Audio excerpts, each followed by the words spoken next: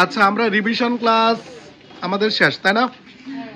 আচ্ছা, রিভিশন ক্লাসে আমরা যেগুলো পড়ছিলাম বলো তো দেখি। ভাষা কি?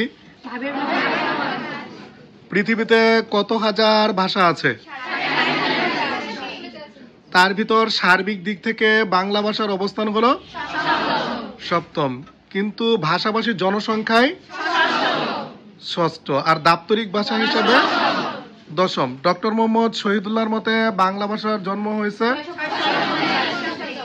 650-এ, আর ডক্টর সুনীত কুমারের মতে, তার মানে হিসাব করলে দেখা যায় বাংলা ভাষার জন্ম হয়েছে আজ থেকে প্রায়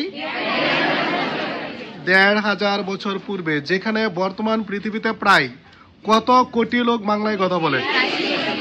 30 কোটি লোক বাংলায় কথা বলে। গুড। বলবা ভাষার মূল উপাদান কি? ভাষার মূল উপকরণ কি? বাক্যের মূল একক কি? শব্দের মূল একক কি? শব্দের ক্ষুদ্রতম অংশের নাম কি? রূপ বা ধ্বনি। ভাষার রূপ কয়টা?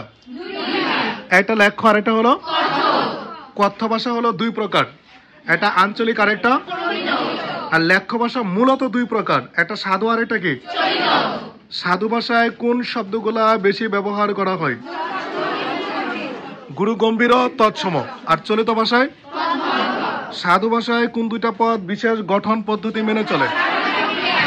সাধু ভাষা নাটকের সংলাপে ব্যবহার, আর চলিত ভাষা ব্যবহার।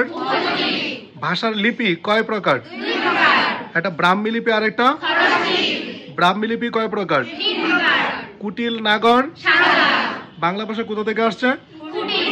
আর এই কুটিল ভাষার বিখ্যাত বৈশিষ্ট্য বাম থেকে ডান দিকে।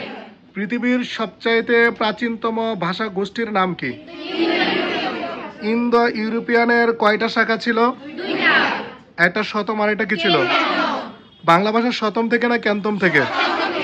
ডক্টর মোহাম্মদ শহীদুল্লাহর মতে বাংলা ভাষা গৌড়ীয় ধারা থেকে, আর ডক্টর সুনীত কুমারের মতে?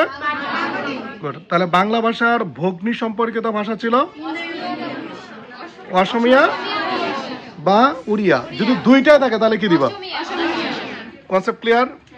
পরীক্ষা আসলে পারবো না ইনশাল্লাহ? বলো।